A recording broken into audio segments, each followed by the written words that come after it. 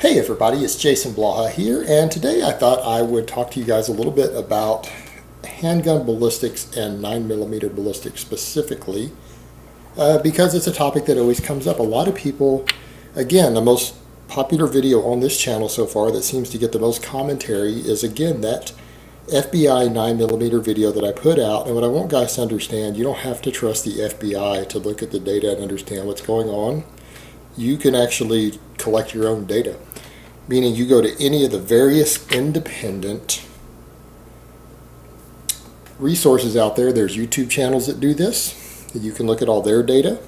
There's websites like Lucky Gunner that have individual data for tons of different handgun loads, like factory handgun loads. And so people are like, how in the world could anybody say that the 9mm produces as big of a wound cavity, as much total wound area as the bigger calibers do? It doesn't make sense. It has less energy, it's smarting at a smaller diameter, a bigger bullet makes a bigger hole. And that sounds good at first till you actually look at the ballistics and you think about them for a minute. Because when you look at the total volume of the wound cavities, and remember guys, if you do not hit the brain, the central nervous system, or the heart directly with a handgun, what are you relying on to stop your target? Either psychosomatic shock or blood loss. When they bleed out, their blood pressure drops, they tend to go down. Loss of blood. How do you get loss of blood short of putting a bullet through the heart? The bigger hole you make. The more total size of the wound cavity, the faster it fills up with blood, the faster the blood comes out. And the faster the blood comes out, the quicker your attacker goes down. Pretty simple. Nobody can function once their blood levels start dropping, even on drugs, no matter how angry they are, how much aggression they have. You can't even keep those drugs going to the brain when the blood loss happens. So there's nothing they can do to stay up and stay fighting short of a zombie. And last time I checked, we weren't dealing with zombies yet. Now, when we deal with a zombie apocalypse later, we might have to reevaluate this ballistics data. But until that happens, we are dealing with flesh and blood, living human targets that need blood to keep moving.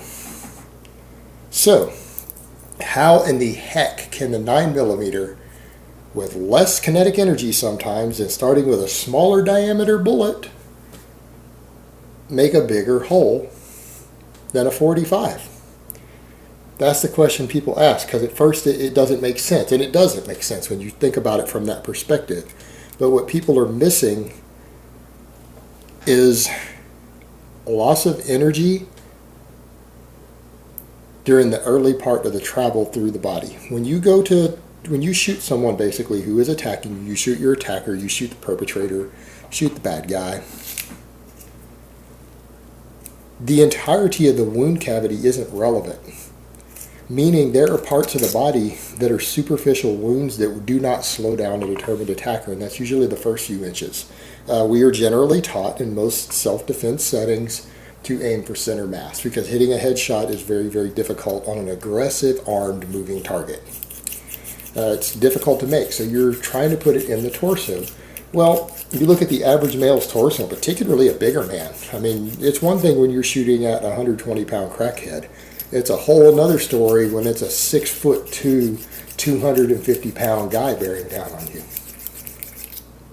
There's a lot of meat before you get to anything vital, before you get to actual blood vessels, arteries, things like that. And I don't think anyone's going to argue that point.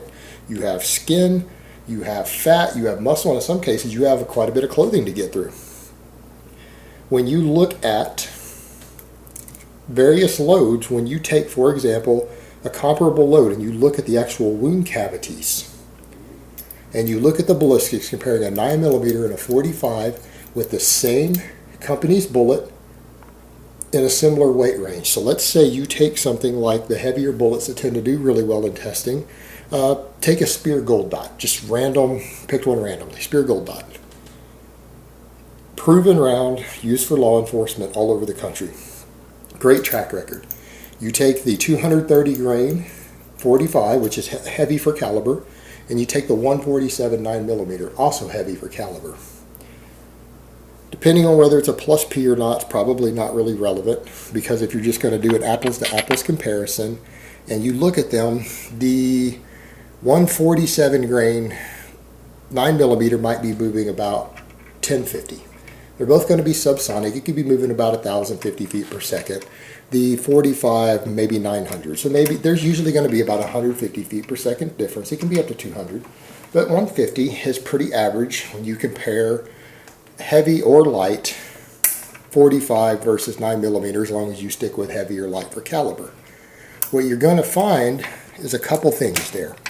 The 9mm with the heavier bullet is going to have a higher sectional density, which is an important term we don't think of for handguns, but a very important term for hunting, because sectional density affects penetration, because it has to do with how long the bullet is and how much density you have front to back compared to the diameter.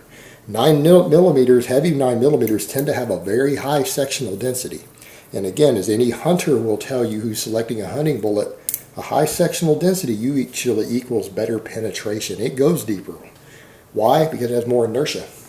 There's a column of lead or lead and copper behind it, pushing it further behind it once it's in motion. It has inertia. It goes deep. It tends to go deep.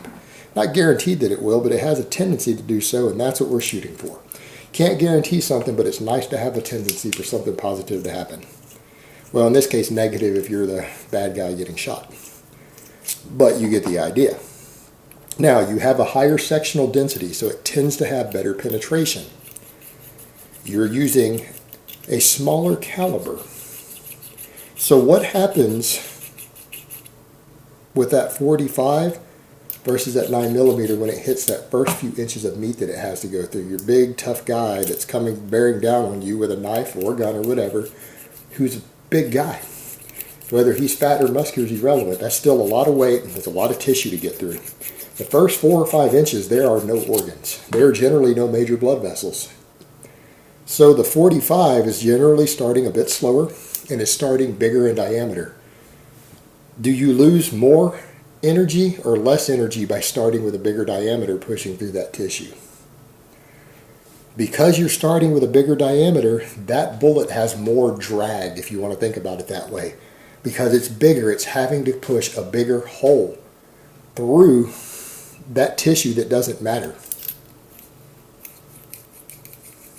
Okay? You're pushing a bigger hole through tissue that doesn't matter so much. It doesn't contain blood vessels,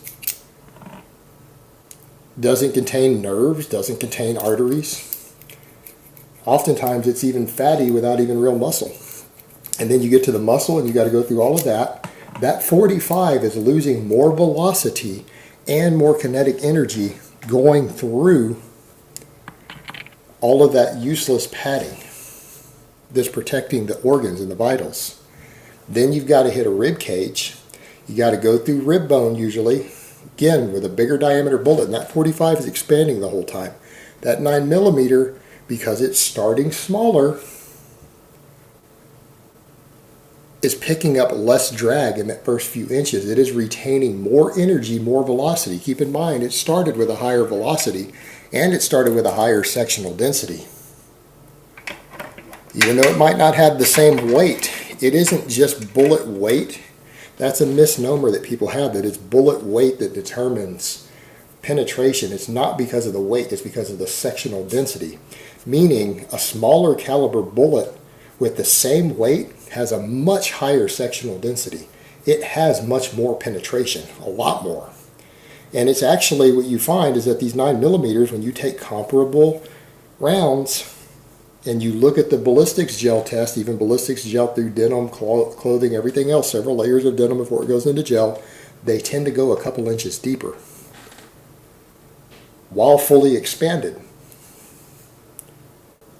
When it comes to blood loss, when you have a fully expanded hollow point that's now opened up to, 0.7 inches in diameter, and both of them will do it. The 9mm and the 45 rounds will both be doing that on a good round when they get deep.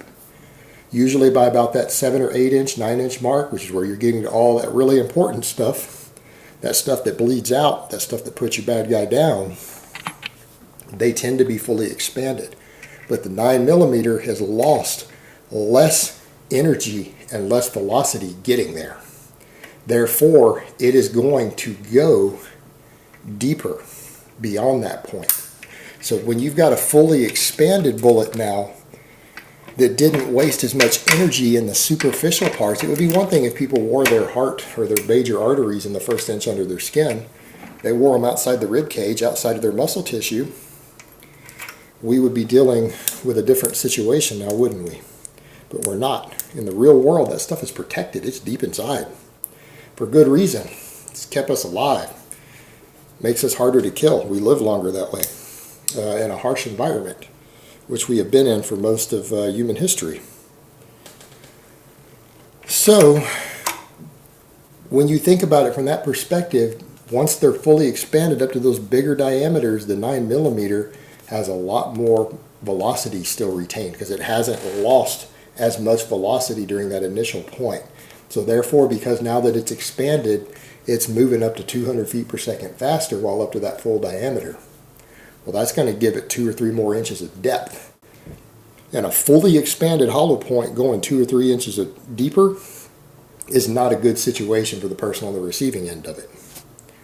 So when you actually go and check through those vital areas, the important areas, which one tends to make the bigger wound cavity through those areas where you're really going to cause that bleeding, the 9mm does really, really well because it tends to penetrate deeper with full expansion because it's picking up less drag during the first few inches. And so when you look at it from that perspective and you understand what's going on, it makes sense when you see the wound cavities now of why you end up with a bigger total hole, because the biggest part of the hole is longer. It's going through more tissue once it's big, once the hole is big and it's beyond that initial diameter the bullet started at, while the 45 and the bigger calibers will tend to make a bigger initial wound.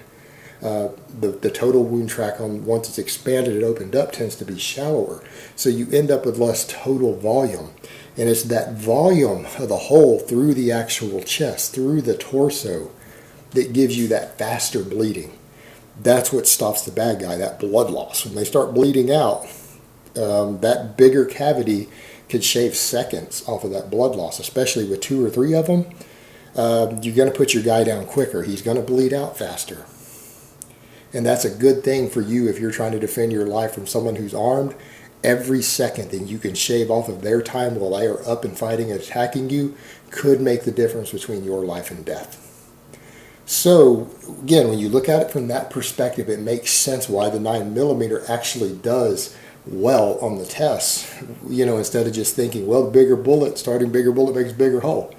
Well, that's true initially, but when we're dealing with expanding hollow points and you factor in all of those things, that's not always the case. So at the end of the day, 9mm does pretty good, and that doesn't make the 45 a bad round.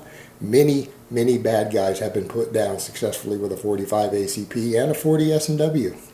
Nothing wrong with those rounds, but you need to understand why the 9mm has become so popular for this role, even though guys are thinking of it as a weaker little Euro round. It really isn't. It actually does better than people want to give it credit for. All right, guys, but that's really all I have to say on that today. I hope it's been informative, and I will talk to you guys next time.